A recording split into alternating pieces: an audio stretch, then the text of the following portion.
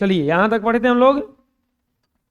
अब बच्चों देखेंगे कि हमें परिमेय अपरिमेय लिखना कैसे है, लिखा कैसे जाता है। परिमेय अपरिमेय जो है वो लिखा कैसे जाता है। परिमेय अपरिमेय लिखने का नियम, परिमेय और अपरिमेय अपरिमेय संख्या लिखने का नियम, परिमेय और अपरिमेय संख्या लिखने का नियम। किसको लिखा कैसे जाएगा प्यारे बच्चों, बहुत आसान है। अगर कोई बोलेगा कि परिमेय संख्या लिखिए, परिमेय संख्या, हम बोल रहे हैं क्या, कैसे नहीं लिखना है बताओ। दशमलव में लिखना है तो रिपीटेशन वाला लिखना है, अब वर्गमूल में नहीं लिखना है, वर्गमूल में नहीं लिखना है। अब वर्गमूल में लिखना है तो उसका वर्गमूल निकलना चाहिए, उसका वर्गमूल निकलना चाहिए, उसका वर्गमूल निकलना। तो कुछ लिख सकते हो ना, 2.5 √16 4/3 -4/12, ये सब क्या हो जाएगा, परिमेय संख्या हो जाएगा। मेन चीज होता है अपरिमेय कैसे लिखें। अपरिमेय, अपरिमेय बताए हैं, ऐसा संख्या लिखो जिसके वर्गमूल ना निकल सके, ना हो जाएगा। ऐसा संख्या लिखो जिसका वर्गमूल ना निकल सके, तो क्या हो जाएगा बोलो। √27 √7 √17 √13 √19, एगो ये वैरायटी ये हो गया। अब बोलेगा कि नहीं रूट में नहीं लिखना है, तुमको दशमलव में लिखना है। अब वो कैसे लिखाएगा, तो देखिए वो कैसे लिखाएगा,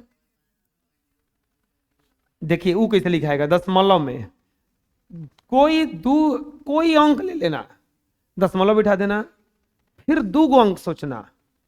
दुनिया के कोनो 2 गो अंक, दुनिया में कहा 10 गो में से 2 गो, 10 गो में से 2 गो, कुछ सोचो। चलो सोचते हैं 0.2 या 0.3, लिख देना 0.3। अब क्या लिखेंगे, अब 0.3 नहीं लिखेंगे, अब एक को बढ़ाते जाएंगे, एक को सही छोड़ते जाएंगे। तो अब की बार लिखाएगा 0.03, फिर लिखाएगा 0.003 ... अभी नहीं बुझाया, जैसे 3.45 ले लिए, तो एक कोनों को बढ़ाएंगे तो क्या लिखाएगा 4.5.5 4.5.5.... समझ में आ रहा है। जैसे 4.8 ले लिए, 8.9, तो जरूरी नहीं कि एक को बढ़ाएंगे, दोनों को बढ़ा दो। 8.9 8.8 9.9 8.8 9.9 ... ये जरूरी नहीं है। अभी और देखो, जैसे 5.32 ले लिए, ठीक, ये जरूरी नहीं है, ऐसे भी लिख दो 3.2 3.4 3.5 3.6 3.7 3.8 3.9, बस एक के जैसा नहीं होना। समझ में आ रहा है। तो इसी को कहा जाता, लिखना जाएगा अब बोलो, चलो लिख लो। अब आता है वास्तविक संख्या। कौन सा संख्या, वास्तविक संख्या। देखो वास्तविक संख्या किसको कहता है, परिमेय। अच्छा, कौन संख्या परिमेय संख्या हो जाएगा, दुनिया का कोई भी संख्या कौन सा संख्या हो जाएगा, परिमेय संख्या। और नहीं तो क्या होगा वो अपरिमेय। जैसे √5 लिखे तो यह अपरिमेय में गया, और √25 लिखे तो किस में गया, 4 लिखे तो परिमेय में गया। 4.23 2 2 3 2 2 2 3, तो ये कौन से में चला गया, अपरिमेय में। यानी कि दुनिया का कोई भी संख्या ना तो परिमेय होता है, नहीं तो क्या होता है, या तो परिमेय होता है नहीं तो क्या होता है, या तो परिमेय होता है नहीं तो क्या होता है, परिमेय होगा और नहीं तो क्या होगा, अपरिमेय। परिमेय होगा नहीं तो क्या होगा, अपरिमेय। परिमेय होगा नहीं तो क्या होगा। दुनिया का कोई भी संख्या एक छोड़ के कुछ होता ही नहीं है, इसको छोड़ के कुछ होता ही। अब दोनों को अगर हम एक के साथ बोलना होगा तो इन दोनों को मिला करके वास्तविक संख्या बनता है। जैसे अगर कोई पूछेगा कि √3 बताइए क्या है, परिमेय है कि अपरिमेय है, लेकिन यह वास्तविक संख्या है, क्योंकि वास्तविक संख्या के दोनों है, दोनों को वास्तविक संख्या कहा जाता है। नहीं बुझाया। जैसे देखो, मान लो कि कोई पूछेगा कि 5 क्या है, तो 5 को आप बोल सकते हो कि प्राकृत संख्या है, क्योंकि गिनती में आता है ना। 5 क्या है, तो 5 को बोल सकते हो कि पूर्ण संख्या है। 5 क्या है, तो 5 को बोल सकते हो कि एक पूर्णांक है, क्योंकि पूरा पूरा अंक है, हो जाएगा ना। 5 क्या है, तो एक विषम संख्या है, हो सकता है। ऐसे ही 5 क्या है, एक परिमेय संख्या है। 5 क्या है, एक वास्तविक संख्या है। समझ में आ रहा है? दुनिया का कोई भी संख्या या तो परिमेय होता है, नहीं तो अपरिमेय होता है। और दुनिया के किसी भी संख्या को वास्तविक संख्या कहा जाता है। कौन सा संख्या कहा जाता है? वास्तविक संख्या कहा जाता है। तो वास्तविक संख्या किसे कहते हैं? परिमेय और अपरिमेय को एक साथ अगर बोलना रहेगा तो उसी को कहा जाता है वास्तविक संख्या। परिमेय और अपरिमेय को अगर एक साथ बोलना रहेगा तो क्या बोलेंगे? क्या बोलेंगे? परिमेय और अपरिमेय को एक साथ बोलना रहेगा तो क्या बोलेंगे?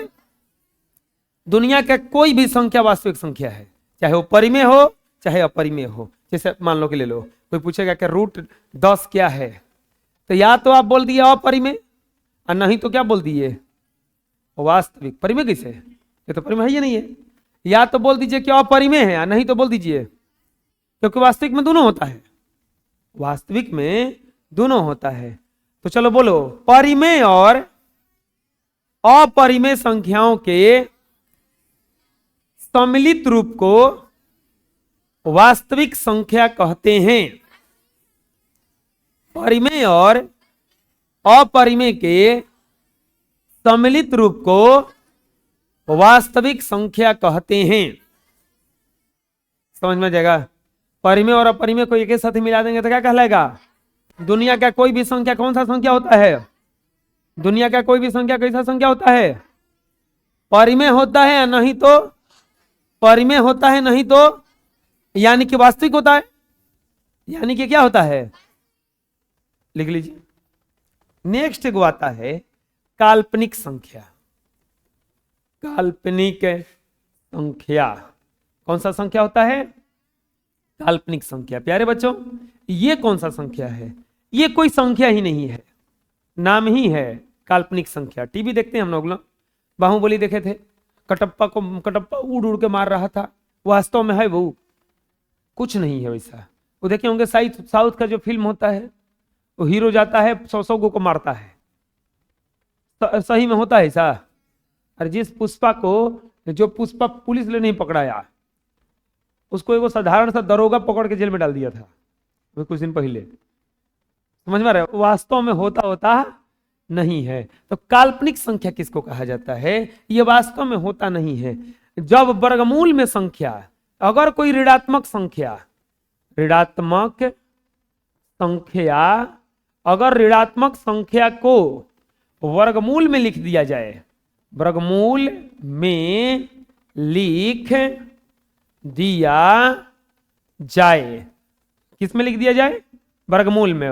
और ऋणात्मक संख्या को वर्गमूल में लिख दिया जाए तो उसे काल्पनिक संख्या कहा जाता है। कौन सा संख्या कहा जाता है? काल्पनिक संख्या कहा जाता है। यदि ऋणात्मक संख्या को वर्गमूल में लिख दिया जाए तो उसे कौन सा संख्या कहा जाता है? काल्पनिक संख्या। समझ में आ गया? जैसे काल्पनिक संख्या कोई पूछेगा तब लिख दीजिए, माइनस में लिख के वर्गमूल चढ़ा दीजिए, माइनस में लिख के उस पर वर्गमूल चढ़ा दीजिए, माइनस में लिख दीजिए उस पर वर्गमूल चढ़ा दीजिए, माइनस में लिख के उस पर वर्गमूल चढ़ा दीजिए। आ जाएगा लिखने? समझ में आया? अब बोलिएगा कि सर जी इसका वर्गमूल नहीं निकलेगा का? ना, वर्गमूल कहता है कि 2 पर एगो निकलने देंगे। कौगो पर एगो? 2 पर एगो। कौगो पर एगो? 2 पर एगो। अब इस बोले कि 4 का तो वर्गमूल होता है, 4 का होता है, -4 का नहीं होता है। देखो 4 को हम लोग लिख सकते हैं 2 गुना 2, 4 को लिख सकते हैं क्या? -2 गुना -2, क्योंकि माइनस माइनस का फिर से गुणा होगा तो क्या हो जाएगा? प्लस। और 2 दूनी के बात तो वही है। तो ये यहां से निकलेगा, अगर ये तोड़ के निकालेंगे तो -2 निकलता है, ये निकालेंगे तो 2 निकलता है।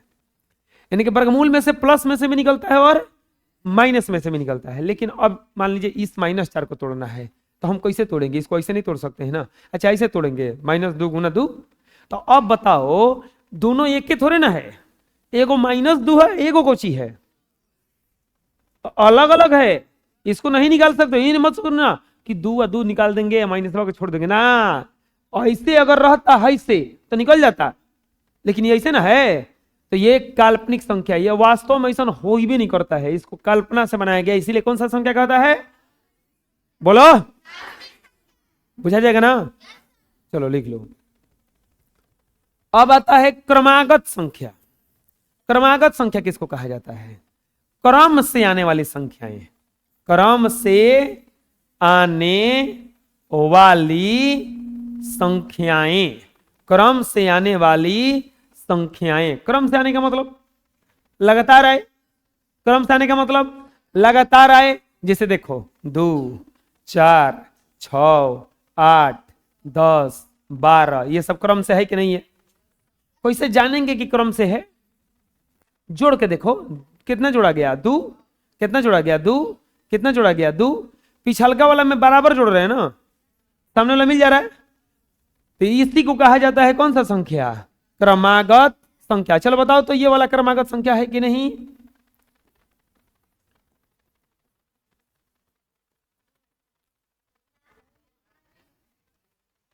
जोड़ के देखते हैं। 2 2 2 2 2 है, तो जोड़ के देखने पर बराबर है, बराबर जोड़ा गया है, तो ये क्रमागत संख्या है। चलो बताओ ये क्रमागत संख्या है कि नहीं? 1 8 15 23 30 डॉट डॉट। कितना कितना जोड़ा गया है? 7 7 7 7 है। समझ में आ गया? बराबर बराबर पे देख रो आ रहा है कि नहीं? जैसे बताओ ये वाला,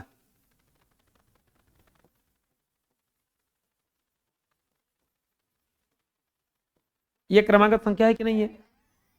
कितना कितना जोड़ा गया है? 4 4।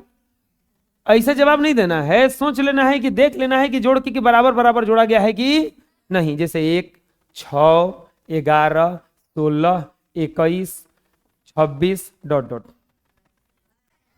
कितना कितना जोड़ा गया है? तो क्रम से आने वाली संख्याओं को क्या कहा जाता है? क्रम से आने वाली संख्याओं को क्या कहा जाता है? खड़ा हो जाओ जी।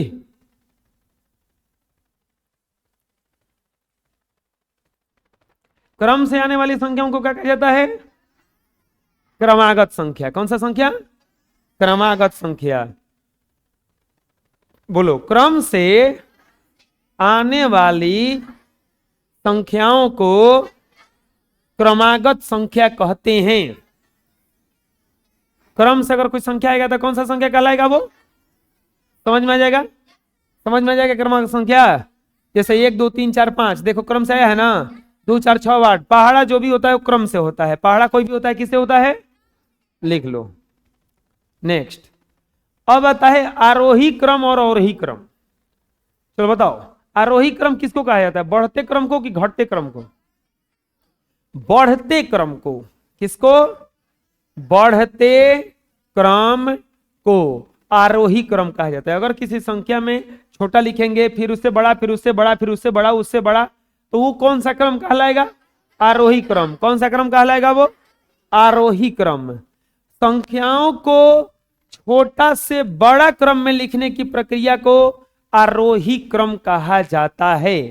संख्याओं को छोटा से बड़ा में लिखने की प्रक्रिया को आरोही क्रम कहा जाता है। बोलो, संख्याओं को छोटा से बड़ा क्रम में लिखने की प्रक्रिया को आरोही क्रम कहा जाता है।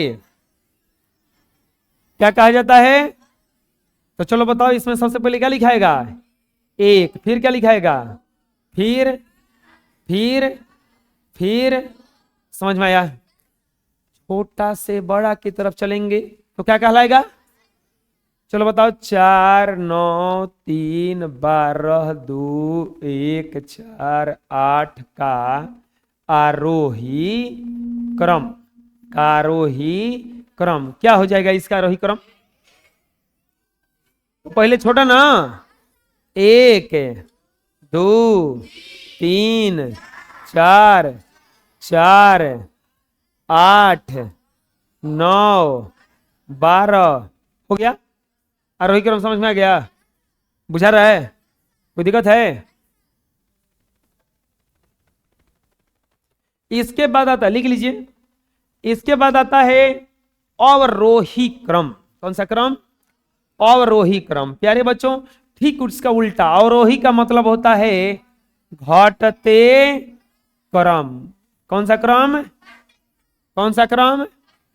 यानी कि संख्याओं को बड़ा से छोटा क्रम में लिखने की प्रक्रिया को अवरोही क्रम कहा जाता है। बोलो, संख्याओं को बड़ा से छोटे क्रम में लिखने की प्रक्रिया को अवरोही क्रम कहा जाता है। बड़ा से छोटा आएंगे तो अवरोही, छोटा से बड़ा जाएंगे तो आरोही, छोटा से बड़ा जाएंगे तो, अब बड़ा से छोटा आएंगे तो, समझ में आ जाएगा। संख्याओं को बड़ा से छोटा क्रम में लिखने की प्रक्रिया को क्या कहा जाता है? अवरोही क्रम। कौन सा क्रम? अवरोही क्रम। कौन सा क्रम? अवरोही क्रम। चलिए बोलिए, इसका आंसर क्या होगा? पहले, फिर, सात, फिर आया समझ में? कोई दिक्कत है? जैसे इसका बोला जाएगा अगर 12, 3, 9, 8, 6, 2, 1 का अवरोही क्रम। अवरोही क्रम बोलो।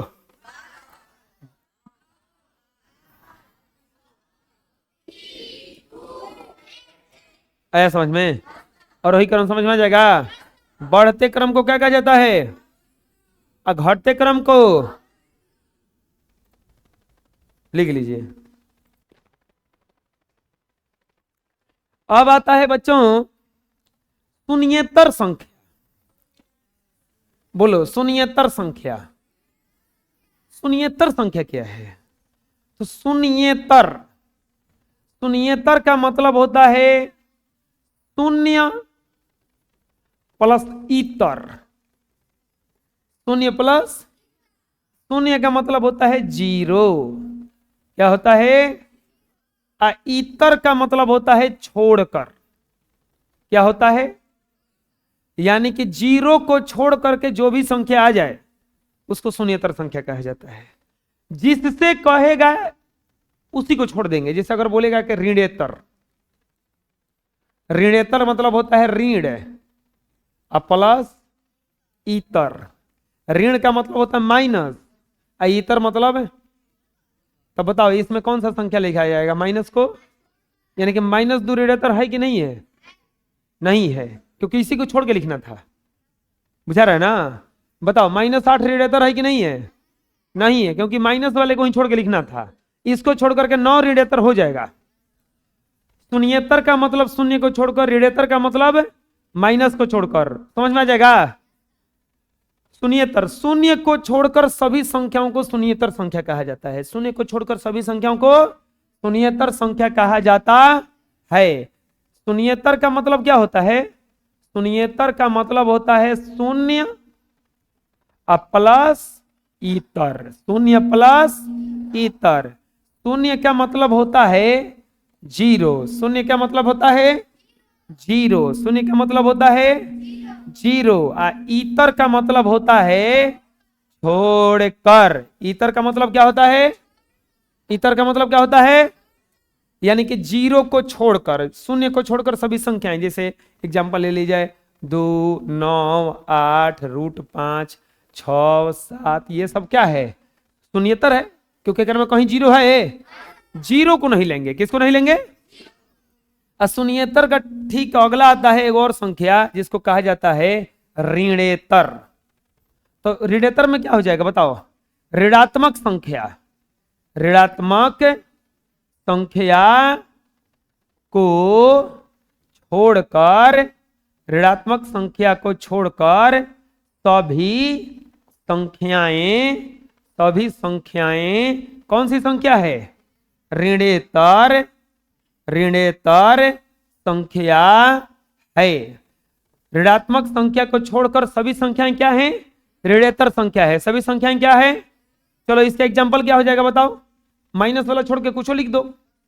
2, 9, 8, 12, 16, 20, 150 ... ये बस माइनस में नहीं लिखना है, समझ में आ जाएगा। शून्य को छोड़ के लिखेंगे तो क्या कहलाएगा, शून्येतर। शून्य को छोड़ के लिखेंगे तो क्या कहलाएगा, और ऋणात्मक संख्या को छोड़ के लिखेंगे तो क्या कहलाएगा, बोलो, समझ में आ जाएगा, लिख लो। अब आता है भाज्य, भाजक, भागफल और शेष। भाज्य, भाजक, भागफल और शेष। अगर डायग्राम देखा जाएगा बच्चों तो ऐसा कुछ होता है। भागा आप लोग सीखे होंगे, ऐसे ही दिया जाता है। यहां पे रहता है भाज्य, क्या रहता है, यहां पे रहता है भाजक, क्या रहता है, यहां पे आता है भागफल, क्या आता है, क्या आता है, हेजा कोची आवेला हो, बुझा गई, हेजा कोची आवेला, क्या क्या, यहां पर, यहां पर, यहां पर, कोई दिक्कत। सूत्र होता है भाज्य बराबर भाजक गुना भागफल प्लस शेष। अब देखो इसमें अगर देखा जाएगा तो ये सबसे बड़ा होता है, भाज्य जो होता है ये सबसे बड़ा। इन सब चारों में से कोई पूछेगा कि सबसे बड़ा कौन होता है, भाज्य। चाहे कि आप सोचो, आप 12 में अगर भागा दोगे 3 से, 13 में भागा दोगे 3 से, तो 3 चौके 12, 1। अब बताओ सबसे बड़ा 13 है ना है। कैसनो भागा में भाज्य सबसे क्या होता है, बड़ा होता है। भाज्य सबसे क्या होता है, लिख लीजिए और डायग्राम बना लीजिए। नेक्स्ट, अब किसको किसको क्या कहा जाता है, भाज्य किसको कहा जाता है, भाजक किसको कहा जाता है, भागफल किसको कहा जाता है, और शेषफल किसको कहा जाता है। प्यारे प्यारे बच्चों, किसको क्या कहा जाता है, भाज्य। भाज्य किसे कहा जाएगा, जिस संख्या में भाग दिया जाता है, जिस संख्या में भाग दिया जाता है उसे ही क्या कहते हैं, भाज्य। उसे ही क्या कहते हैं, उसे ही क्या कहते हैं, जिस संख्या में भाग दिया जाता है उसे ही क्या कहते हैं। समझ में आ गया, बोलो। यह सबसे बड़ा संख्या होता है। अरे हई से भागा होता है तो एकरे में ना भागा दिया जाता है। जिस संख्या से भागा दिया जाता है, जिस संख्या से भागा दिया जाता है उसे भाजक कहते हैं। यह भाज्य से छोटा होता है। ये भाज्य से क्या होता है, अब मान लो कि जब 12 में भागा देना है तो इसे छोटे ना रखेंगे, इना ना कि 20 रख देंगे, तो हई सबसे बड़ा, ये इससे छोटा होता है, ठीक। अब भाग देने पर जो आता है उसे क्या कह जाते हैं, भागफल। क्या बच्चा, क्या कहा जाता है, यह भाजक या शेषफल से बड़ा या छोटा हो सकता है, लेकिन भाज्य से छोटा होता है। और शेषफल किसको कहा जाएगा, भाज्य में भाजक से भाग देने पर जो बच जाता है उसी को क्या कहा जाता है, उसी को क्या कहा जाता है, जिसमें भाग दिया जाता है उसको क्या कहा जाता है, भाज्य। जिसमें भाग दिया जाता है, भाज्य। जिसमें भाग दिया जाता है, बोलो, जिस संख्या में भाग दिया जाता है उसे भाज्य कहते हैं। जिस संख्या में भाग दिया जाता है उसे भाज्य कहते हैं। जिस संख्या से भाग दिया जाता है उसे भाजक कहा जाता है। भाजक में भाग देने पर, सॉरी, भाज्य में भाजक से भाग देने पर जो प्राप्त होता है उसे भागफल कहते हैं। और भाग देने पर जो बच जाता है उसे शेषफल कहते हैं। समझ में जगह, लिख लो।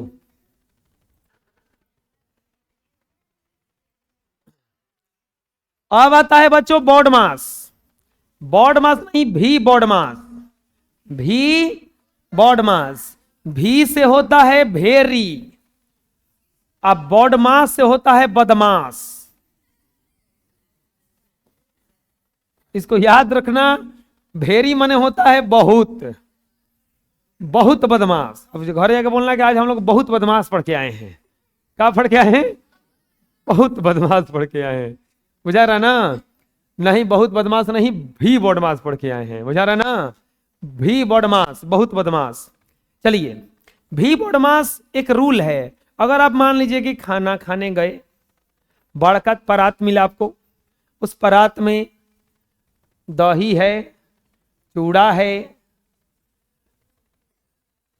चावल है, रोटी है, पापड़ है, भुजिया है, सलाद है, चटनी है, पनीर है, अचार है, दाल है, घी है, बहुत सारा चीज है। ठीक है, एक करके खाने का रूल होता है। ई नहीं कि कुल दाल पहले पी गए, कुल दही खा गए, कुल पापड़ पहले खा गए, चटनी पूरा खा गए, पनीर अचार सब खा गए, भात लेके फाक रहे हैं। तो ऐसे नहीं चलना है। रूल है क्या कि दाल को पहले रोटी में डुबाइए, रोटी को दाल में डुबाइए तब खाइए, चावल को दाल में सानिए तब खाइए, चूड़ा को दही में डालिए तब खाइए। रूल है ना। अब मान लीजिए कि कहीं अचारे पहले खा गए, कहीं ना सब्जी खाटा बने बड़ा सन, तो गड़बड़ हो जाएगा ना। मेरे गांव में एक आदमी थे, वो गए कोई फंक्शन में, बारात वारात में, रात का समय था, वो बूढ़े थे, उनको चाय दिया। चाय पहले मिलता था मिट्टी के बर्तन में, तो लिए तो सोचे शरबत है, एक ही हली पिए, एक ही हली पिए तो मुंह में चढ़ गया, फेंक के करे के बाग गर्मी दे दिले बड़ा सन। अरे भैया वो गर्मी निकल दे, वो ठीक दिले बड़ा सन, तारा पिए नहीं गया बहुत। तो वही हाल नहीं करना है कि पहले ही अचार खा के करना सब्जी खाटा बना दिले बड़ा सन, हमने चटनी कुल खा गए, पता चला सब्जी कुल तीता बना दिले बड़ा सन। अरे तो तू खैले ही गलती बड़ा, चटनी है तो किसी ना कि उठा के गलिया नहीं। हाँ, भी बॉडमास, भी से होता है भाइनेकुलम। क्या होता है? बी से होता है ब्रैकेट। बी से क्या होता है? ब्रैकेट। तीन प्रकार का होता है। कितने प्रकार का? ओ से होता है ऑफ। ओ से क्या होता है बच्चों? ऑफ का मतलब होता है का मतलब होता है गुना, का मतलब होता है। डी से होता है डिवाइड। डी से क्या होता है? डिवाइड मतलब होता है भाग। डिवाइड मतलब भाग। एम से होता है मल्टीप्लाई। एम से क्या होता है? मल्टीप्लाई। क्या होता है? मल्टीप्लाई का मतलब होता है गुना। मल्टीप्लाई का मतलब, ए का मतलब होता है ऐड। ए का मतलब ऐड का मतलब, एस का मतलब होता है सबट्रैक्ट। क्या होता है? भी से भाइनेकुलम। भी से क्या होता है? भी से भाइनेकुलम। बोलो कस के, भाइनेकुलम। भाइनेकुलम का मतलब होता है रेखा कोष्ठक। कौन सा कोष्ठक? बी से होता है ब्रैकेट। बी से होता है ब्रैकेट। कितने प्रकार का होता है? तीन प्रकार का। कितने प्रकार का होता है? तीन प्रकार का। बड़ा कोष्ठक, मझला कोष्ठक, छोटा कोष्ठक। बोलो, बड़ा कोष्ठक, मझला कोष्ठक, छोटा कोष्ठक।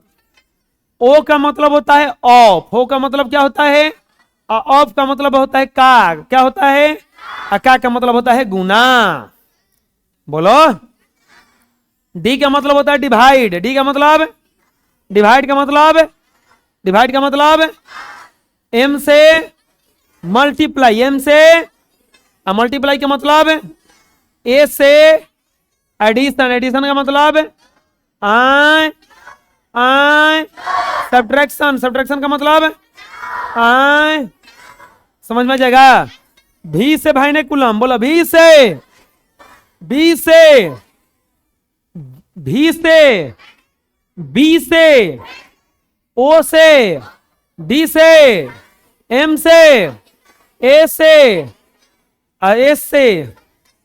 अगर सब कुछ एक साथ आ जाए तो सबसे पहले रेखा कोष्ठक को बनाएंगे, फिर ब्रैकेट को बनाएंगे, फिर ऑफ यानी कि का को, फिर भागा, फिर गुना, फिर जोड़, और फिर आया समझ में? कोई दिक्कत? बुझा गया कैसे कैसे बनेगा? चलिए उतार लीजिए, और आज रहेगा